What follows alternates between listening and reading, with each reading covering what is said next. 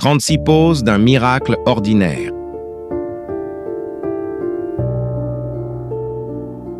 Ces photographies sont nées dans la lumière maigre des années 1970, en noir et blanc, dans un monde où chaque ombre avait du poids et chaque reflet une promesse. Elles sentent encore la chimie et la pluie sur le trottoir, le métal des garde-corps, la poussière d'un chantier au petit matin. Elles ont dormi 55 ans dans la pénombre des cartons, traversé 53 déménagements et plusieurs continents comme on traverse un siècle miniature, serrées l'une contre l'autre, négatif contre négatif, pour ne pas se perdre. Et pourtant, les voilà, intactes, presque malicieuses, prêtes à dire ce qu'elles n'avaient jamais eu le temps de murmurer. Je les ai faites avec un Nikon F, le boîtier qui claque comme un cœur sûr de lui, et 3 focales qui étaient mes 3 humeurs, le 50 mm pour la franchise, le 24 mm pour la fougue, le 135 mm pour la retenue. Le 50 mm, c'était ma respiration naturelle. Je me plaçais, je regardais, je saluais le monde à hauteur d'homme, droit, sans détour. Le 24 mm, lui, me tirait par la manche, approche plus près, encore plus près. Et soudain, les lignes prenaient de l'angle, les façades devenaient des lames, les trottoirs s'étiraient comme des rubans qui voulaient filer au-delà du cadre. Avec le 135 mm, je faisais taire le tumulte. Je découpais un visage dans la foule, je serrais une fenêtre au milieu d'une façade, je pinçais la distance et tout s'apaisait. Il y a, dans ces images, une manière d'attaquer le réel par ses diagonales.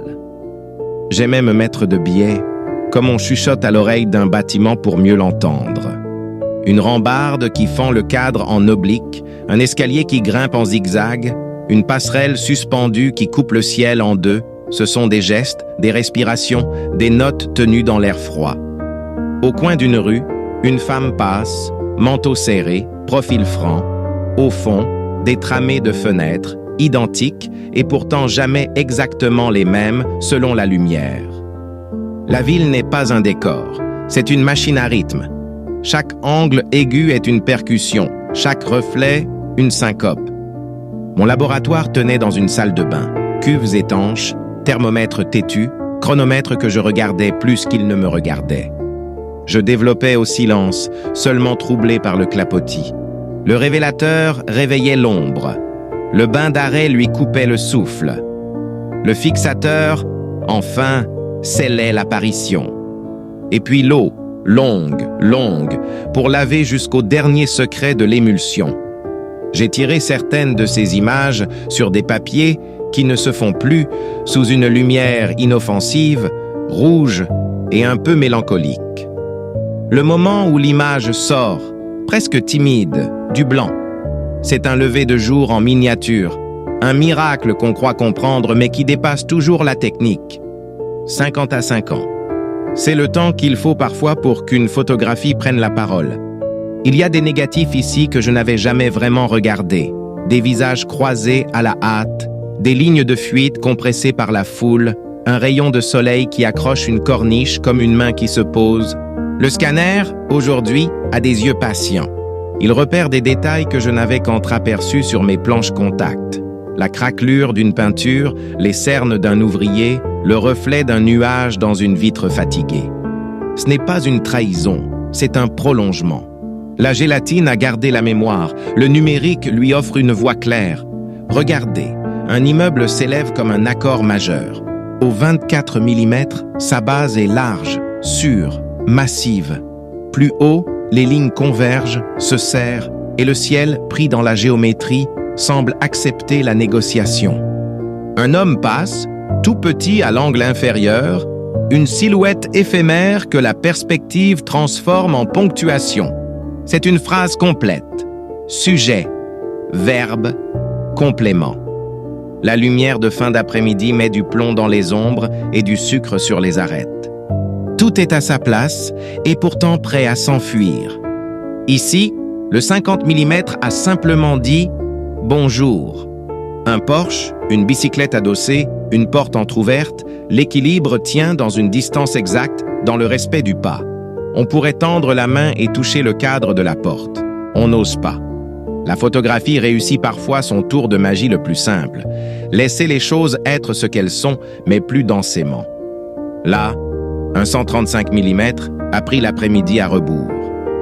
Il a écrasé une façade contre un ciel pâle, rapprochant des fenêtres qui, à l'œil nu, ne se parlaient pas. Dans ce frottement, une énigme naît. Qui habite ici, à cette heure? Le linge bâille sur une corde dans une cour que nous ne verrons pas? La compression de la distance crée une proximité qui n'existait pas. C'est presque indiscret et pourtant respectueux, comme regarder à travers un rideau de gaz. Ces personnages qui remontent la rue, silhouettes sans visage distinct, ressemblent à des notes sur une portée. Chaque pas est un battement. Le contre-jour les transforme en signes. Le noir s'épaissit sous leurs chaussures. La blancheur du ciel se lâche sur les épaules. C'est un cœur anonyme.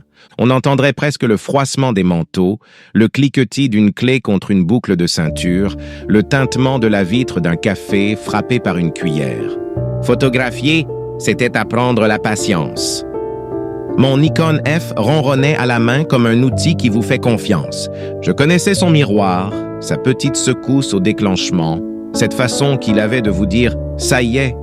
Je prenais une mesure, j'ajustais d'un tiers, je faisais la mise au point sur les cils ou sur la pierre, jamais exactement au centre, là où la respiration se prend. Les focales n'étaient pas des verres, c'étaient des tempéraments. Le 24 mm rêvait d'architecture. Le 50 mm aimait la conversation. Le 135 mm respectait les distances. Les années 1970 n'avaient pas besoin de se déclarer modernes. Elles l'étaient par accident, par nécessité. Les chantiers mangent le ciel et les grues dessinent des croix invisibles entre les toits. Des affiches s'écaillent sur les palissades. Des visages immobiles nous observent depuis des papiers que la pluie a fait baver. Un enfant rit au bord d'une bouche d'égout fumante. Un vieux lève les yeux vers une corniche où un chat hésite. La ville tient ensemble par des fils que la lumière révèle. Câbles, rails, rails de regard, rails de phrases. Et voici ce qui me touche aujourd'hui. Ces négatifs ont survécu. Ils ont senti le sel de l'air marin, la sécheresse d'un plateau, l'humidité d'une saison qui s'attarde. Ils ont attendu, enveloppés dans des papiers craft, dans des boîtes qui sentaient la colle et l'ennui des greniers. On aurait pu les croire perdus. Erreur d'inventaire, imprudence, oubli. Mais non. Leur patience a été plus forte que nos vies pressées. Ils sortent, maintenant, avec un calme d'anciens. Raconte-nous, et nous te raconterons. Dans la salle de bain, j'avais inventé une nuit. J'y entrais avec mes rouleaux et mes cuves, je ressortais avec des moments.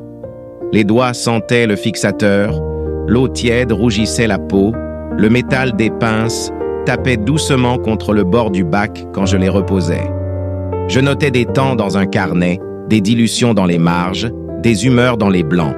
Il y a, dans chaque tirage, une part de voix basse, une phrase qu'on n'entend qu'après coup. Aujourd'hui, un scanner glisse sous le gélatino-bromure comme un guérisseur. Il ne corrige pas, il révèle encore autrement. Il a ses caprices, comme l'agrandisseur les avait. Poussières à traquer, rayures à apprivoiser, grains à respecter.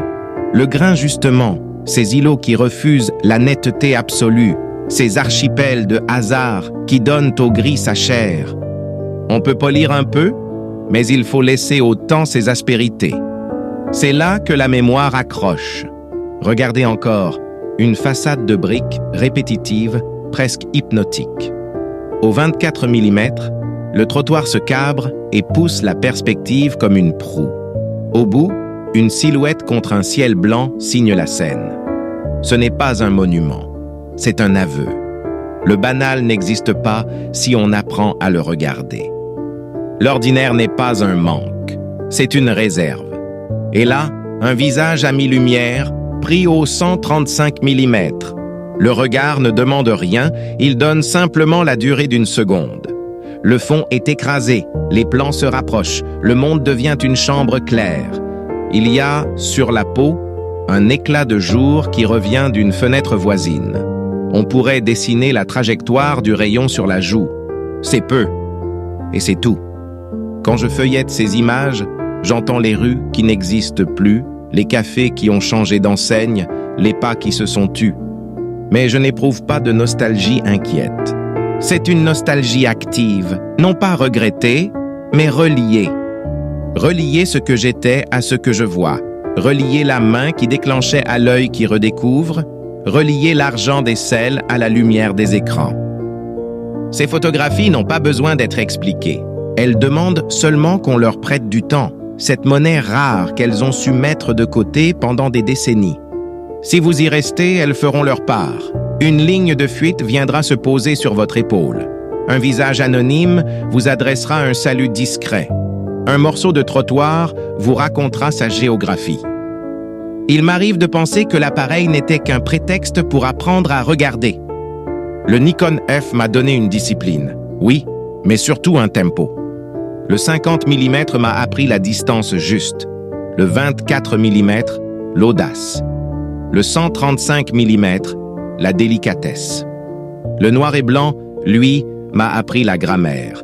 Conjuguer la lumière, accorder les ombres, ponctuer le silence. Alors voilà, certaines de ces images n'avaient jamais vu le jour. Elles reviennent en vie. Le scanner ne les a pas modernisées. Il les a rendues audibles, comme on nettoie une bande magnétique pour en entendre les murmures. Ce que vous regardez n'est pas le passé. C'est la durée qui s'ouvre, la preuve qu'une seconde peut encore se déposer au présent. Si vous entendez dans ces cadres un pas qui approche, c'est le vôtre. Si vous voyez, dans ces lignes, un chemin, il vous appartient. Et si vous sentez, au bord des noirs, une chaleur tenace, c'est la trace de la main qui a remué une cuve dans une salle de bain au mur trop proche, avec l'envie simple que quelque chose demeure. 36 poses d'un miracle ordinaire, des bâtiments qui tiennent de la lumière, des silhouettes qui tiennent le vent et des négatifs qui, à force de patience, ont tenu leurs promesses. Merci de leur prêter aujourd'hui votre regard.